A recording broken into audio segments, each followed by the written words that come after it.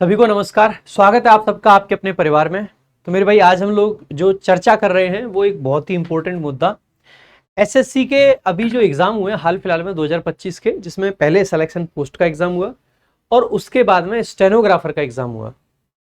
इन दोनों एग्जाम को लेके आपने एक नोटिस भी देखा जो कि कल एसएससी की तरफ से आया, जहां पे सिलेक्शन पोस्ट के काफी सारे बच्चों का री एग्जाम कर रहे हैं। उस नोटिस में भी कुछ ऐसा है जिस पे आपको ध्यान देना चाहिए। इसके अलावा मेरे भाई कि क्या चल रहा है, एसएससी छुपा क्या रहा है, आपको पता होना चाहिए कि नॉर्मली क्या होता है। अगर मैं पिछले 1-1.5 साल का ट्रेंड देखूं, एसएससी एमटीएस का एग्जाम 19 नवंबर तक हुआ था और उसकी आंसर की 29 नवंबर, यानी कि ये सबसे ऐसा पेपर था जिसकी आंसर की सबसे लेट आई थी, क्योंकि बहुत शिफ्ट में पेपर होता है ये एसएससी एमटीएस का। 10 दिन के अंदर फिर भी आ गई।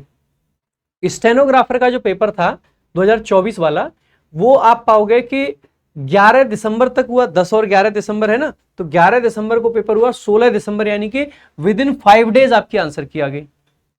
जो आपका एसएससी जेई का पेपर हुआ था वो 6 नवंबर को हुआ, 11 नवंबर यानी कि 5 दिन में आंसर की आ गई। सीएचएसएल मेंस का पेपर 18 नवंबर को हुआ और आंसर की 26 नवंबर यानी कि विद इन 8 डेज आ गई। एसएससी सीजीएल टियर 1 का जो पेपर था वो 26 सितंबर तक था और 3 अक्टूबर यानी कि 7 दिन के अंदर आपकी आंसर की आ गई।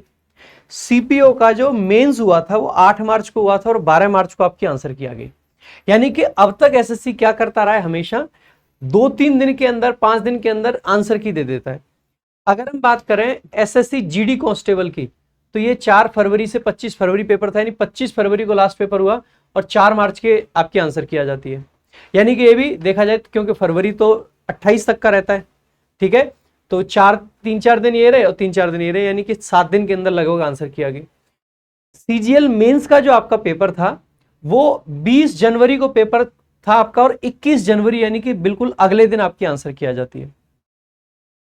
2 अगस्त और एक मतलब सिलेक्शन पोस्ट का पेपर रहा है और आपका स्टेनोग्राफर का 11 अगस्त तक रहा है। लेकिन आप देखो, ये 6 से 11 नहीं, 6 से 8 अगस्त है एक्चुअली में, ठीक है, गलती से 11 लिखा हुआ है, 6 से 8 अगस्त, यानी कि 8 अगस्त को एसएससी स्टेनोग्राफर का पेपर खत्म हुआ है। और आज आप देखोगे कितना तारीख हो चुका है, 22 दिन, मतलब 22 तारीख हो चुका है, 22 अगस्त है आज। आप देखोगे ना तो सिलेक्शन पोस्ट की आंसर की का अता पता है और ना ही एसएससी स्टेनोग्राफर की आंसर की का अता पता है। अब ऐसा हो क्यों रहा है, हमें इस चीज को भी समझने की जरूरत है। ऐसा इसलिए हो रहा है क्योंकि जब पेपर हुआ था उस टाइम पे बच्चों ने अलग अलग तरीके की बातें पेपर से बाहर निकल के बताई।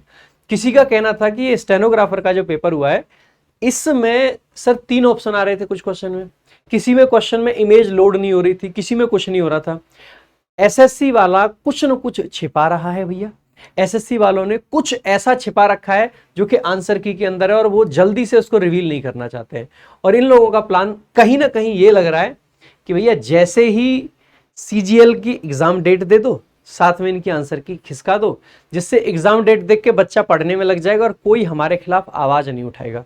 तो मेरे भाई, क्या ऐसा होना चाहिए? क्या इनके मंसूबे जो हैं वो ऐसे ही कामयाब हो जाने चाहिए? क्योंकि आज बात सिलेक्शन पोस्ट की है, आज बात स्टेनोग्राफर की है, कल बात सीजीएल की होगी, कल बात सीएचएसएल की होगी, एमटीएस की होगी, सीपीओ की होगी। जितने बड़े से बड़े एग्जाम्स हैं, हर एक एग्जाम में यही हाल होने वाला है। क्योंकि अब तक जितना भी ये जो आउटरेज हुआ था, ये सिर्फ और सिर्फ इस बात पे था लोगों का कि सेंटर खराब है। असली चीजें खराब क्या हैं वो तो तब पता चलेगा ना जब आंसर की आएगी, रिजल्ट आएगा, जब बच्चों को एग्जैक्टली आइडिया लगेगा कि खराब क्या था। जब एक भी फेयर बच्चे का सिलेक्शन नहीं हो रहा होगा ना, तब एहसास होगा कि आखिरकार कमी कहां है और किस तरीके से बर्बाद किया जा रहा है पूरा का पूरा भविष्य। तो अब क्या कर सकते हैं हम लोगों को, क्या करना चाहिए? सबसे पहला इसके लिए जो स्टेप है, मैं फिर कह रहा हूं, ये हमारा पहला स्टेप है, ये आखिरी स्टेप नहीं है। और ये पहला स्टेप इसीलिए है क्योंकि ये जो लोग ऑफिस में बैठे हुए हैं, एसी ऑफिस में, वो सोए हुए हैं, उन तक कम से कम हमारी आवाज पहुंचे कि हाँ जी, हमें पता है कि हमें आंसर की चाहिए। लोगों को तो ये एहसास हो रहा है, लोगों को तो ये महसूस हो रहा है जो ऑफिसों में बैठे हुए हैं कि जी इनकी एक मीटिंग करा दी थी हमने, अब ये एसएससी वाले पूरे तरीके से शांत बैठे रहेंगे जब तक कि हम कोई और सत्यानाश न कर दें। तो वैसा होगा नहीं, शांत कोई नहीं बैठेगा। तो आज ही ट्विटर कैंपेन हम लोगों ने चलाने का एक डिसीजन लिया है और फिर कह रहा हूं कि यह सिर्फ एक फर्स्ट स्टेप है। पहला स्टेप है, अभी बहुत सारे स्टेप्स और बाकी हैं और एसएससी को घुटनों पर लाना बाकी है। आप लोगों की बातों में, लोगों के बरगलाने में आपको बिल्कुल नहीं आ रहा है कि कोई कुछ नहीं कर रहा है। बहुत कुछ कर रहे हैं, बहुत सारी चीजें चल रही हैं और ये सिर्फ और सिर्फ पहला स्टेप है। और इस स्टेप में हम ट्विटर कैंपेन कर रहे हैं, यानी कि जो एक्स आपका प्लेटफॉर्म है उस पर कैंपेन है।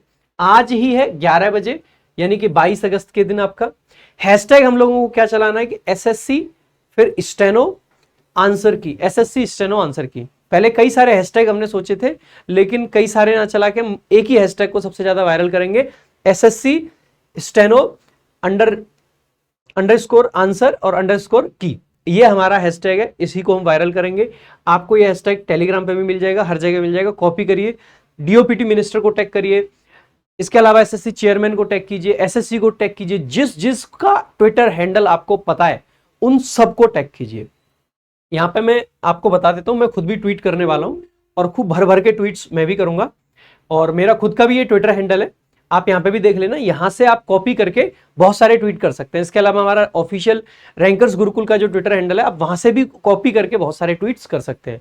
ठीक है, सो प्रशांत सर इंग्लिश ENG करके हमारा ये जो ट्विटर हैंडल है, आप इसको भी टैग कीजिए। जो भी ट्वीट्स मैं करता हूं, कई बार क्या होता है कि बच्चा सेम ट्वीट जब कॉपी करता है और पेस्ट करता है, तो सेम ट्वीट जब बार बार कॉपी होता है तो उसको वो क्या करते हैं, स्पैम मान लेते हैं।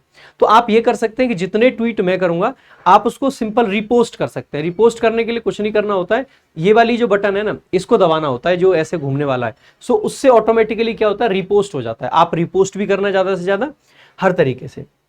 बाकी मेरे भाई, मैं एक और चीज जो आपको बताना चाहता हूं, जहां तक मैं याद कर पा रहा हूं कि एसएससी चेयरमैन साहब ने ये कहा था कि जो स्टेनो, ये जो सिलेक्शन पोस्ट का पेपर हुआ है, देखो सिलेक्शन पोस्ट की आंसर की, अब कुछ बच्चे ऐसे कह रहे होंगे कि सर सिर्फ स्टेनो का क्यों लिखा है, सिलेक्शन पोस्ट क्यों नहीं। सिलेक्शन पोस्ट की आंसर की का हमने इसमें इसलिए नहीं डाला है क्योंकि अगर हम उसकी आंसर की मांगेंगे तो ये लोग कह देंगे कि जी इसका तो री एग्जाम हो रहा है 28 तारीख को, और री एग्जाम हो रहा है तो फिर हम आंसर की कैसे दे दें।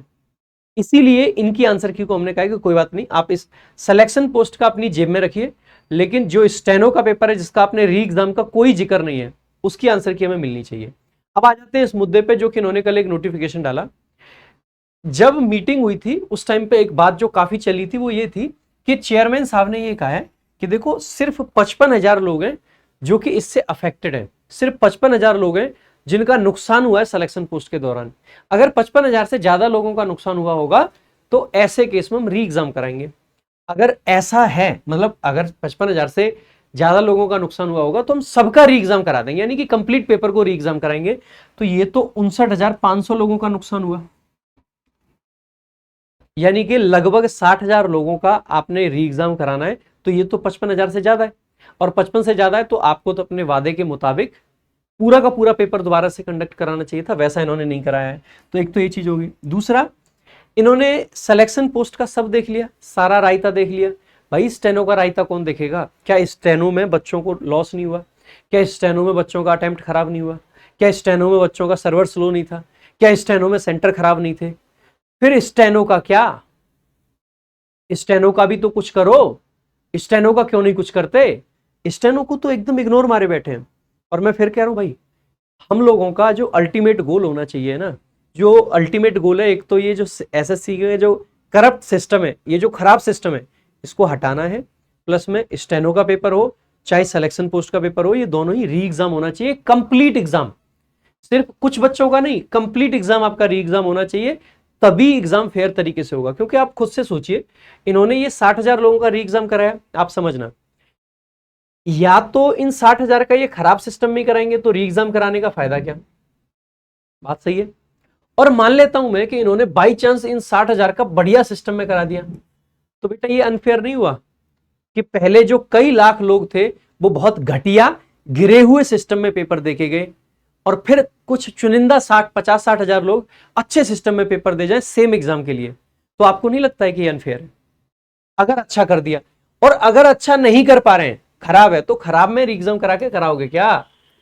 इसीलिए जब संख्या इतनी बड़ी हो 60,000 लोगों की, और वो भी कोई एक शिफ्ट की संख्या नहीं है कि एक शिफ्ट कैंसिल हो गई थी या 2 शिफ्ट कैंसिल हो गई थी, ये हर शिफ्ट में से निकाले गए चुनिंदा लोग हैं। और ये जो 60,000 लोग हैं, इनमें तो बहुत तरीके के लोग हो सकते हैं। कुछ ऐसे भी हो सकते हैं जिनमें एसएससी खुद ही चाहता हो कि यार इनका पेपर खराब हुआ था, इनका री एग्जाम करा देते हैं। बहुत तरीके के लोग हो सकते हैं। तो भैया ये आपने सेलेक्ट करे, किस बेस पे सेलेक्ट करे, क्या आपने चेक किया, कौन सी चीजें देखी, आप इस चीज को या तो पब्लिक में डालिए कि इस बेसिस पे हमने सेलेक्ट करें कि इन बच्चों का री एग्जाम होगा। और अगर इनका बहुत अच्छे एनवायरमेंट में बहुत अच्छे तरीके से आप पेपर कराने जा रहे हो, तो how is it fair, SSC selection post का कंप्लीट री एग्जाम होना चाहिए था। तो ये एकदम बकवास सा नोटिस है इनका। ये कह रहे हैं कि एनालिसिस करा है हमने लॉग्स का ऑफ ऑल शिफ्ट्स ऑफ। भैया लॉग्स एनालाइज कर लिए ना आपने, लॉग एनालाइज करे हैं ना। लेकिन मान लीजिए लॉग एनालाइज करके आपको लग रहा है कि एक बच्चा काफी देर में क्लिक कर पा रहा है या कुछ कर पा रहा है, तो ये लॉग में तो सिर्फ सर्वर का इश्यू आप एड्रेस कर पाए ना। लेकिन जिस बच्चे को रफ पेपर खराब मिला था, जिस बच्चे के साथ में इन्विजिलेटर ने मिसबिहेव किया था, जिस बच्चे का सेंटर जो है लास्ट मोमेंट पे चेंज कर दिया था, उसका लॉग कैसे चेक करोगे आप? उसका लॉग कौन चेक करेगा? तो ये एकदम फ्लॉड सिस्टम है इनका, खराब सिस्टम है। और इस सिस्टम के बेसिस पे अगर हम चलते रहे तो सत्यानाश हमारा हो जाएगा, कतई बता रहे हैं। तो पूरे एग्जामिनेशन सिस्टम को हमें अगर सुधार के रखना है, तो फिर कह रहा हूं आज पहला स्टेप है ट्विटर कैंपेन, आपको बढ़ चढ़ के भाग लेना है। और मेरे भाई ध्यान रखें कि ये सिर्फ पहला स्टेप है, बहुत सारी चीजें और होना बाकी है, बस आप देखते चलिए। और आज ही आपको आगे की इंफॉर्मेशन भी जरूर मिलेगी कि आगे और क्या होने वाला है। Thank you so much. जय हिंद, जय भारत।